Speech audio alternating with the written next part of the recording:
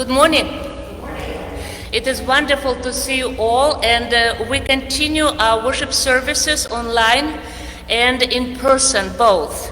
Many churches just do online and still did not open. We open for both.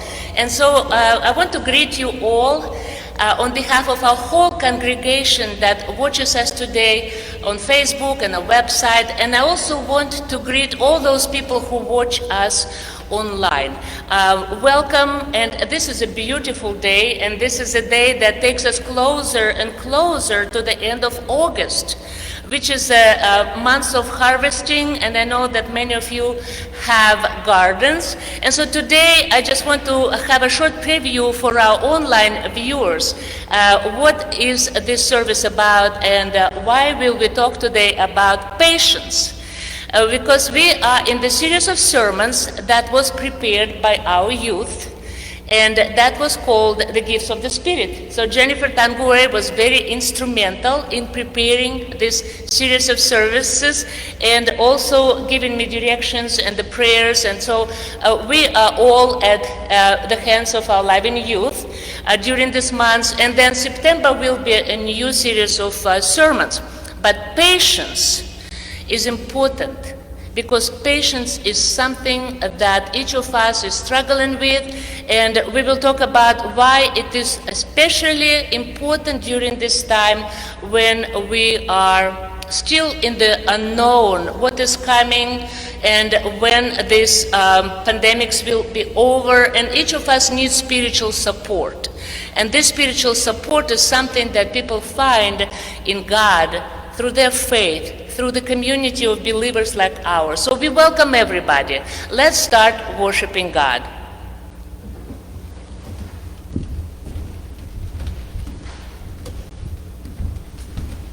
The scripture reading for today is from Ephesians. It's Ephesians 4, verses 1 through 6. I, therefore, the prisoner in the Lord, beg you to lead a life worthy of the calling to which you have been called, with all humility and gentleness, with patience, bearing one another in love, making every effort to maintain the unity of the Spirit in the bond of peace. There is one body and one Spirit, just as you were called to the one hope of your calling, one Lord, one faith, one baptism, one God and Father of all, who is above all and through all and in all. Thank you, Candy, for this beautiful reading from the letter of Paul to Ephesians. And today, as never, I think about what really challenges our patience. And since this time gives us more opportunities to look back and remember, I think one of my challenges when I was young was to knit. I like knitting.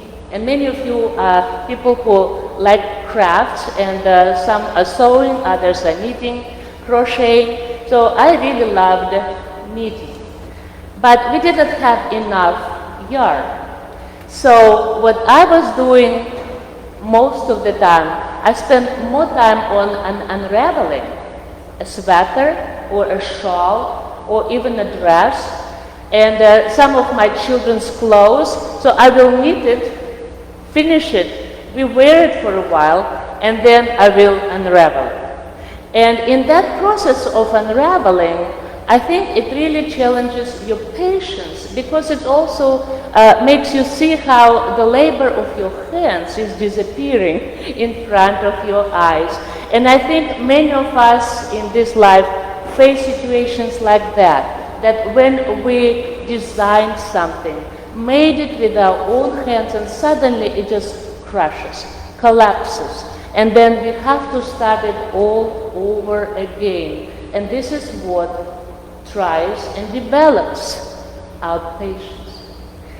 Recently, I paid attention that in my garden, since now we have a garden, and I planted tomatoes, I've heard so many of our members sharing the gift of growing tomatoes, and I decided that this time this year I will have some. So I did not plant it out of seeds because I don't know how.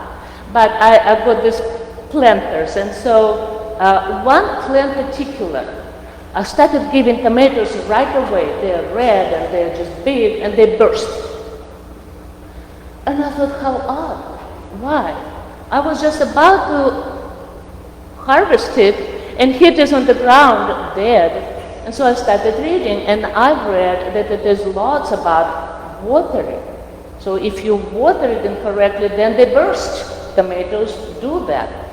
And so then I noticed that one plant particular became so tall and so wide, and there is only one flower on it. No tomatoes, no even hope that anything will grow. So I accidentally talked to Wanda Bar, and she says, would you like some tomatoes? And I said, yes, please. And so she brought me wonderful tomatoes, big and red and ripened. And so of course I asked her, how did you do that? My tomatoes are the burst, or they are very green, or the plants are so big and wide that they are bigger than I am, and it is only one flower. And so this is what, and I put it here. This is what Don Barr wrote to me as a piece of advice. And I just really want to keep it because it has lots to do not only with tomato grows, but also with how do we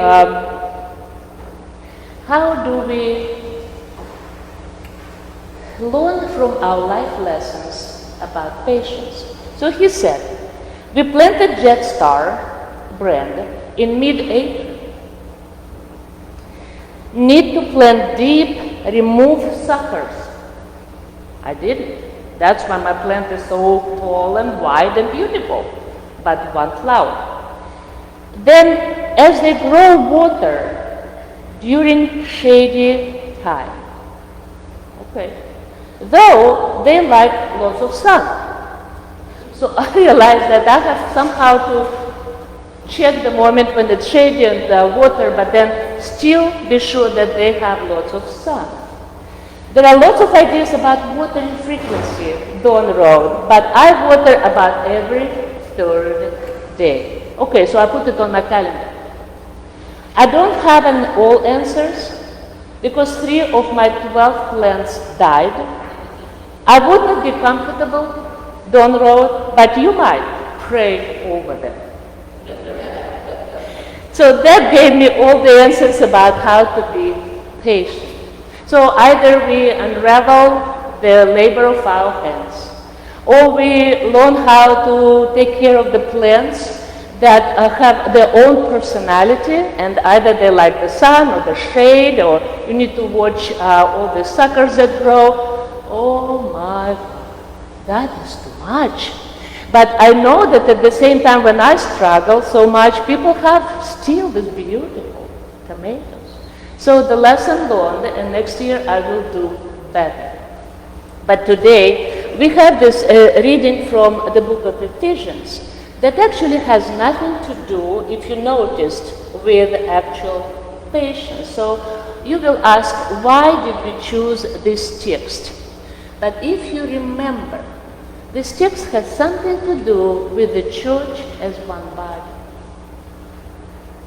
But it also has to do with individual members.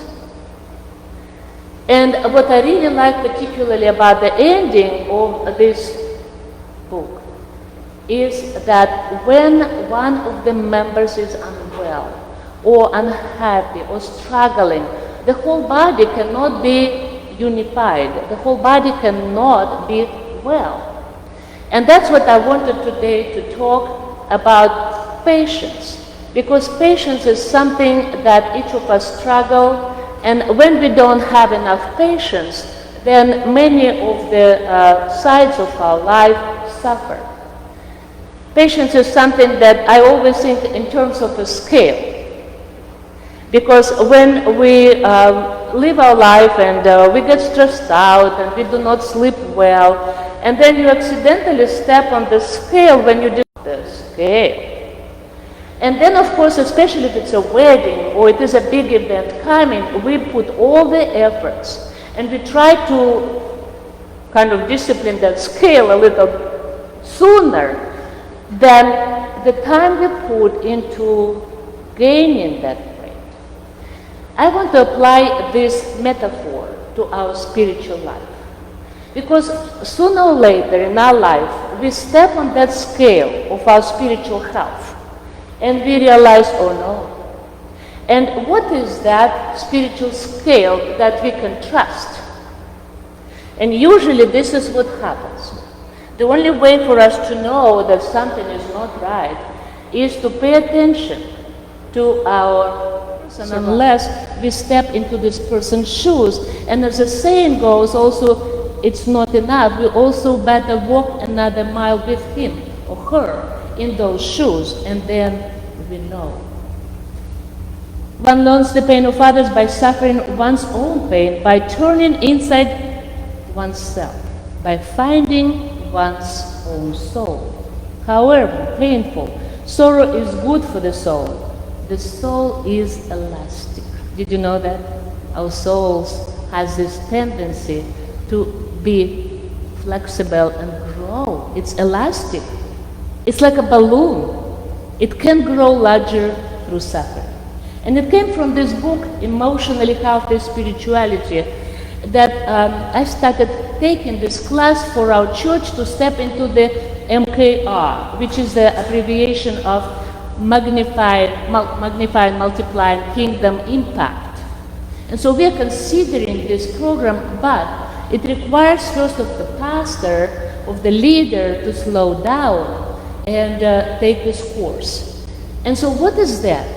That helps us as spiritual people to really start paying attention to our own spirituality, that when we get on that scale and we see that something is off, that we know how can we make our soul grow.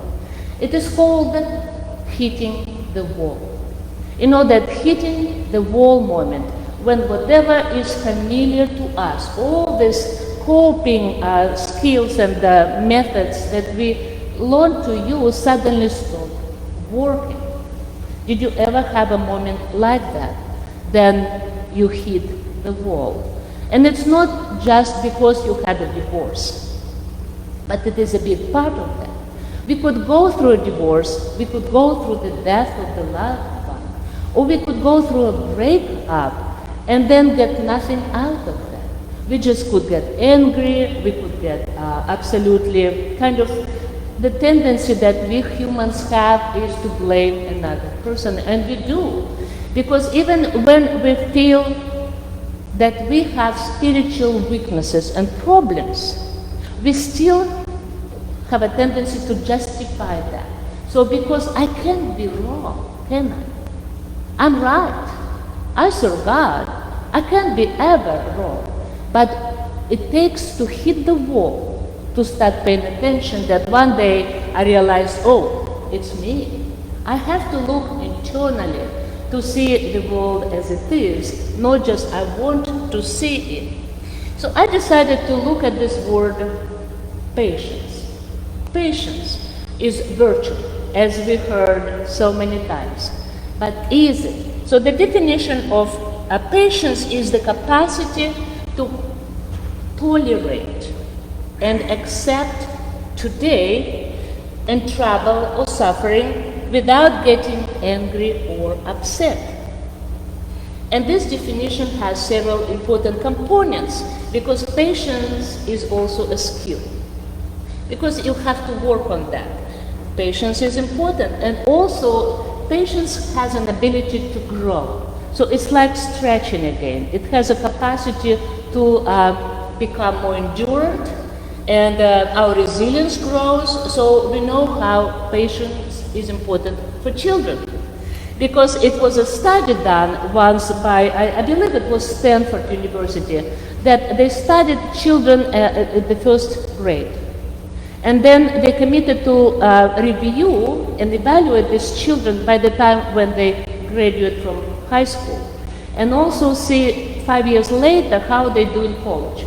So what they found out, that those children in that study who were encouraged not to grab a candy from the table, those children actually graduated all from high school. Those children who were tempted to get candies now, they really struggled at school.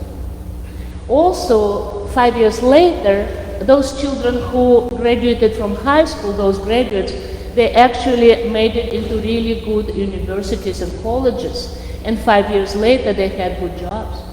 But those children who could not stop themselves when they wanted something, so they wanted that immediate gratification.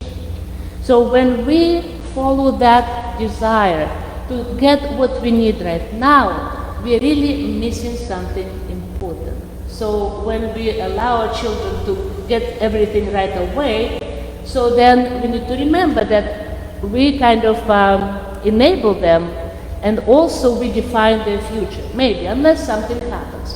And that is hitting the wall, getting into some situation when we have troubles, when tragedies happen that make us aware that we are not growing, we are not maturing as individuals, and so our destiny, our future is less than what it could be.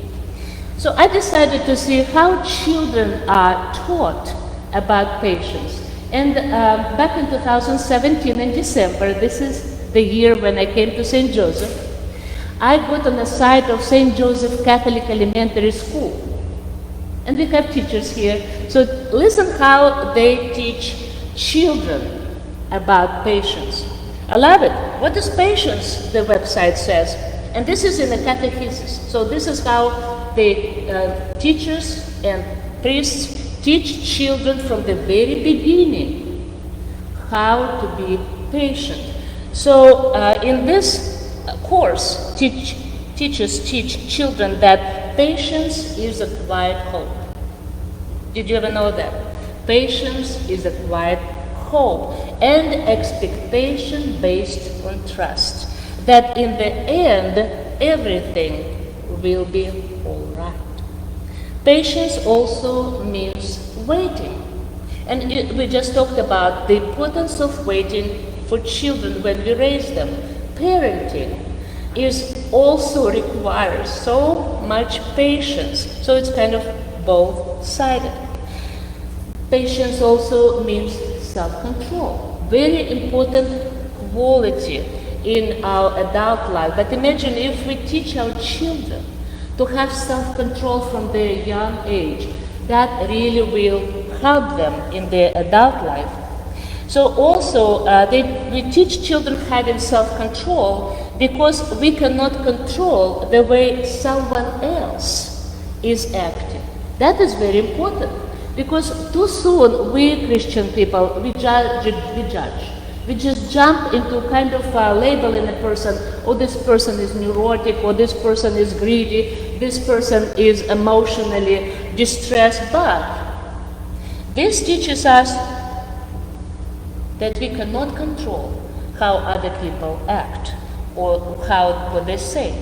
Patience also is being calm and tolerant when difficult things happen. Very good. So I just looked at all this. It's also about persevering, and it is sticking to something for a long time. So if you do something, and it, like, when I was knitting, and it does not work, and it does not work, and like planted tomatoes, and it does not work, but then sticking to that, maybe next year, or maybe with another item, something good will come out of our hands.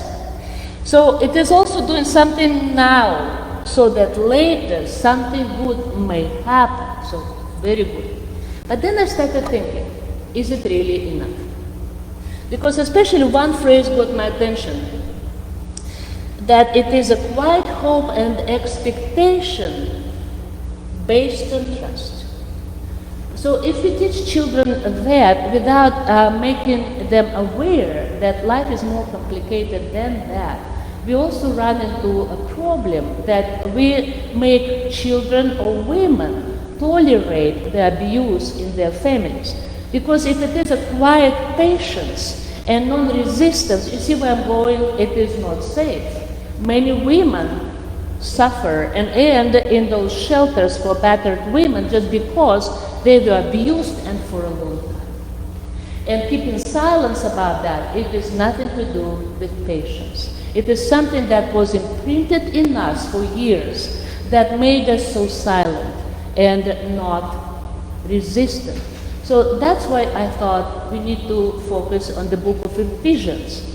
Because when one church member, one of us suffers, we cannot feel happy and continue growing and multiplying the kingdom impact without first making a stop and addressing each person in our midst. And all who watch us today, I invite you to think about that. That if someone in your family, someone in your neighborhood, someone at school, someone in your church suffers, it cannot be continued as a happy congregation goes on, marching toward the bright future, unless we address that moment in one even person's life that requires our attention and prayers and help.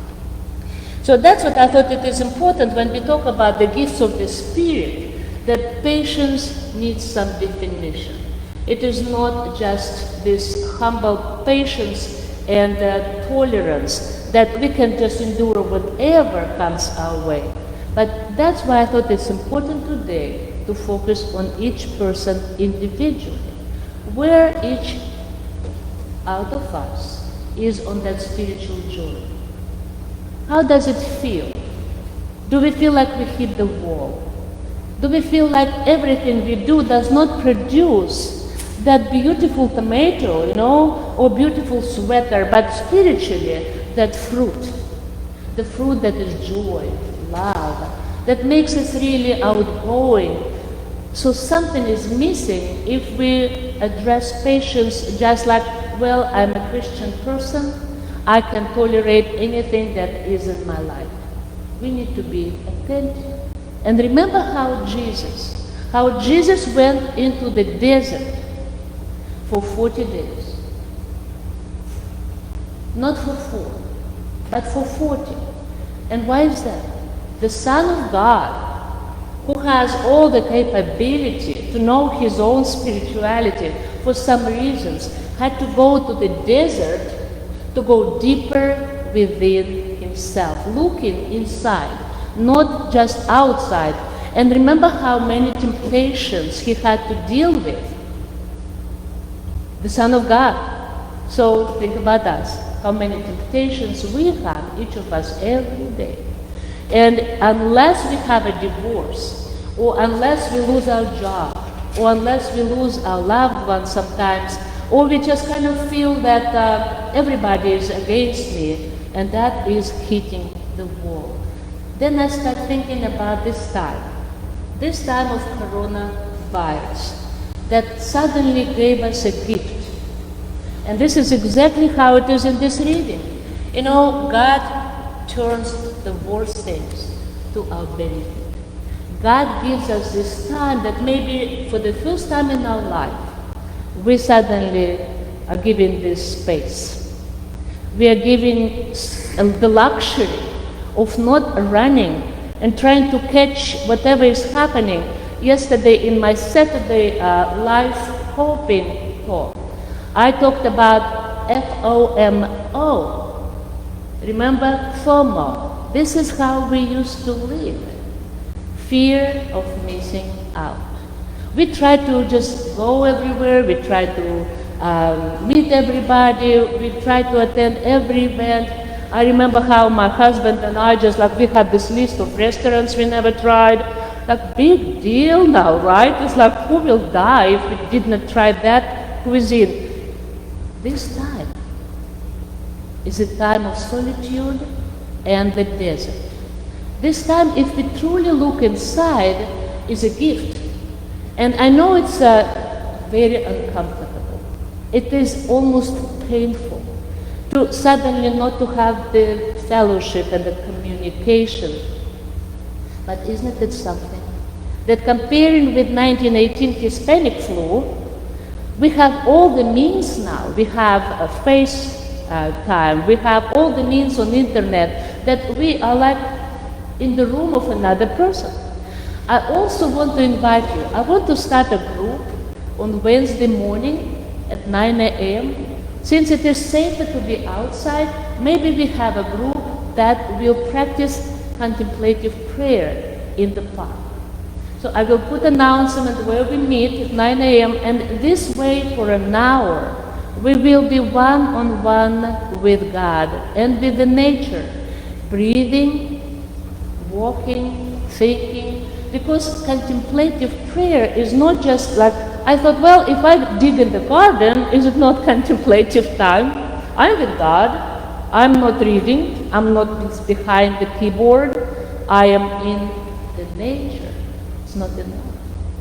This time should be really dedicated to the one. So it is like intentional time spending with God, one-on-one. So if you want to join me this Wednesday at 9 a.m., we will meet in the park, like Crook Park, beautiful space, and just walk. And it's safe, and you don't have to wear masks there because it's outside and we keep the distance. But it's a time to reflect, and especially to find out what is this in my soul that I still did not look at. I remember the time in my country when we did not have much food, and especially fresh produce. And of course fruits. Since it's next to Siberia, the fresh produce just doesn't make it that far. So maybe it is already in Moscow available, but not in my hometown. And one day it was a rumor. There are watermelons in the city market available. People brought it from Uzbekistan. And Uzbekistan is only 30 degrees, no snow, so we believed that those watermelons will ripen. So everybody ran, and half of the city was sick. Because what the sellers did, those who grew watermelons, they injected some kind of a nitrogen into those watermelons when they were growing to make them ripen faster. And so imagine in the midst of May, we had watermelons, but what the toxic product it was. Why do I say that? Because when we think about our spirituality and we pump these injections of reading something and then getting excited and not taking the time in the desert, then we might get that toxic result in the end that will not help us to stretch our souls. And so all it is about, that the patience needs to be developed slowly. Since it is how the elementary age children are taught, it is a time that is time of endurance, times of trust in God, that God gave us this time. Don't take it that God created this time. Virus is not God's creation. But it is the biological persecution over Christian church and many believers now that Ephesians and Paul wrote many times about persecution. And what can we learn out of that? We still can have joy, and we still can practice love. All the gifts of the Spirit are available as long as we take time for ourselves and spend some time in that spiritual desert. And in the first letter of Paul to Corinthians, chapter 12, verses 18 through 27, at the very end, we read, "What false self are you struggling with? That what Christ wants you to die to so you can truly live." So what Paul actually says is, one member suffers, all suffer together. Now you are the body of Christ and individually member of it. So you see, you are still an individual. You are not just simply merged and lost. You keep your individuality and you keep your gifts. But sometimes one of our members or two, many suffer, and we need to keep attention to that. Because Paul continues, what if one member suffers from struggling with that what Christ wants him or her to die to, so he or she can truly live. So let's start paying attention. Let's start paying attention to what is inside of our hearts and what is that makes us hit the wall. And for that, we need to learn to be patient.